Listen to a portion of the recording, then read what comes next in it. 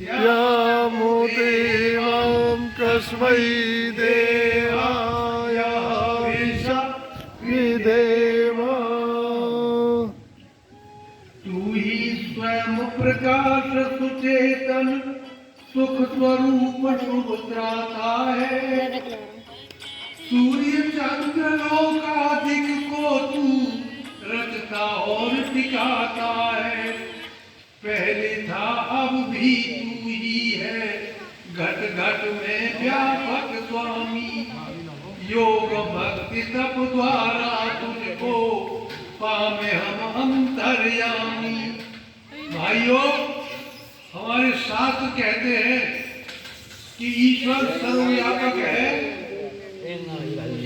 और वो ईश्वर हर एक के हृदय में विराजमान है।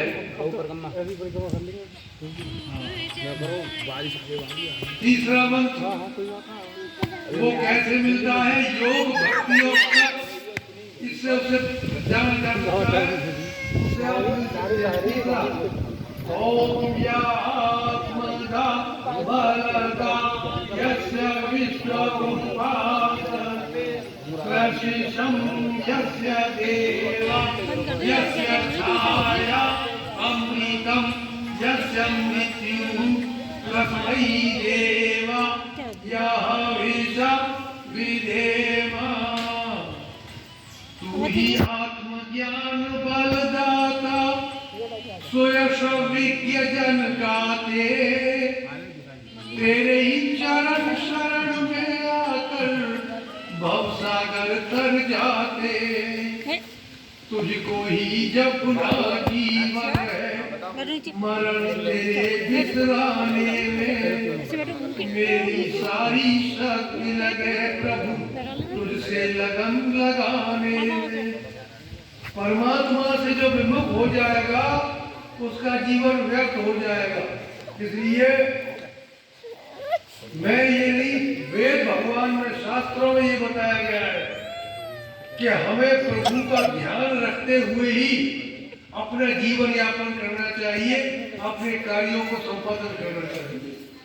चौथा मंत्र ओम या प्राणतो निमिषतो महित्वैकायिद्रा जा जगतो बभूव यईशे अस्य द्विपदस्य पुष्पदा कस्मै देवाय हविषा विधेम। तूने अपनी अनुपम माया से जग ज्योति जगाई है।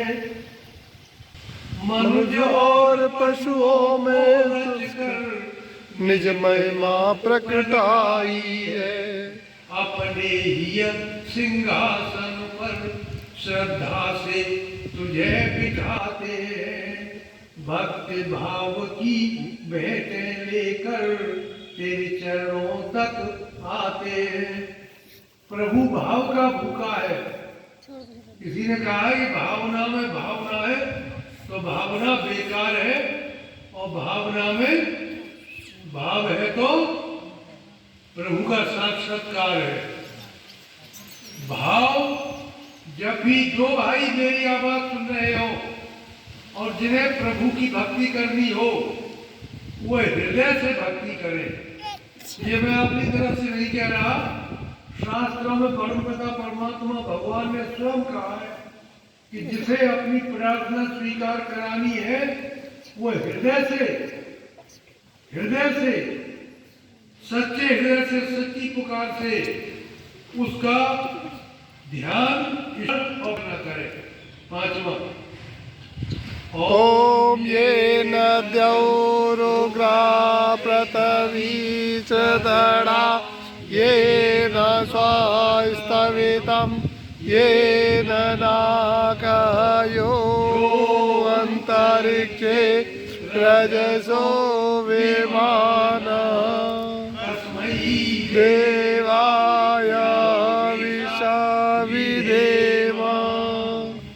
तारे रवि चंद्रादिक रच कर निज प्रकाश चमकाया है।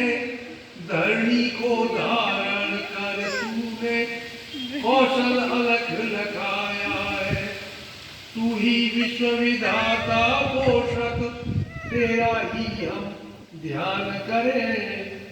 शुद्ध भाव से भगवान तेरे भजनामृत का पान करें। और ओम प्रजापते नत्वदेतान्यो विश्वा जातानि पारिता वधूव यक्षामस्ते जुहुमस्तन्नो अस्तु भयं श्याम पतयो रयिणाम्।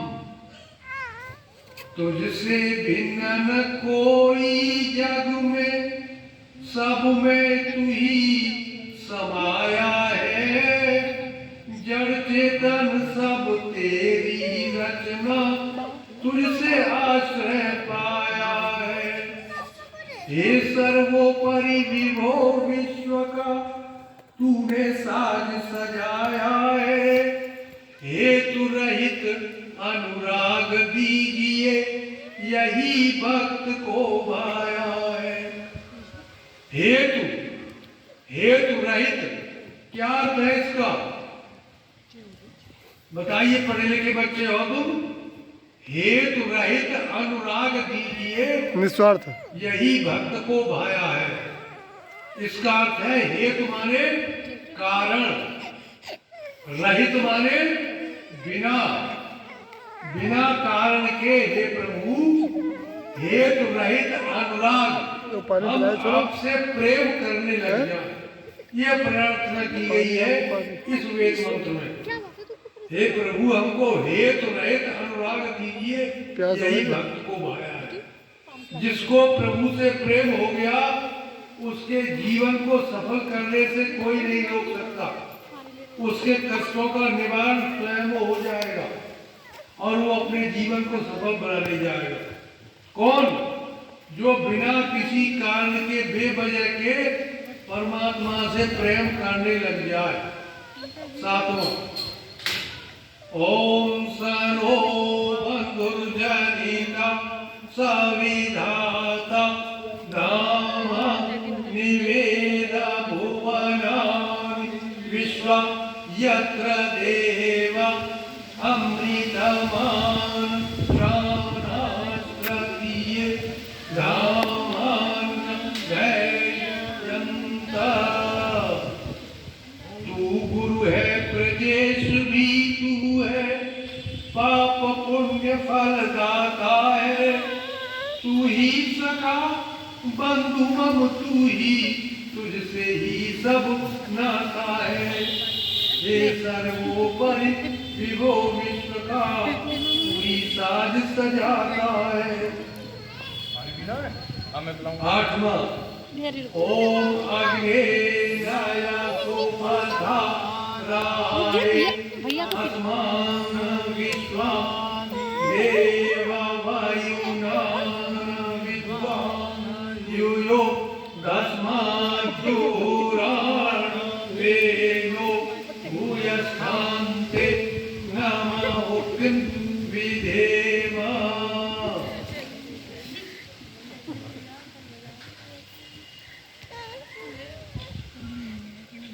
इसका अर्थ है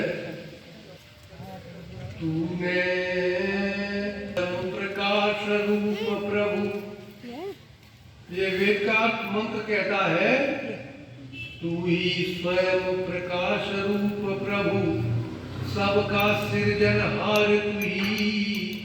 रसना निष्दिन रटे तुम्ही को, मन में बसना सदा तू ही। अघ अनर्थ से हमें बचाते रहना हरदम दया निधान। अपने भक्त जनों को भगवन दीजिए यही विशद वरदान। क्या वरदान मांगा भक्त ने? अघ अनर्थ, हम किसी पाप में न फंसे और हमारा कोई अनर्थ न हो। कब नहीं होगा?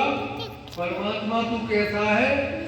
तू ही स्वयं प्रकाश रूप प्रभु, अपने आप प्रकाशित है। सूरज में कोई बिजली नहीं जलाने जाता, अपने आप तू ही स्वयं प्रकाश रूप सबका सृजनहार तू ही। सृजन माने जानते हो सृजन क्या होता है? सृजन माने बनाना। सबको तेने उत्पन्न किया है, सबकी रचना तेने की है। तो तू ही स्वयं प्रकाश स्वरूप दिखाता है, तू ही स्वयं प्रकाश रूप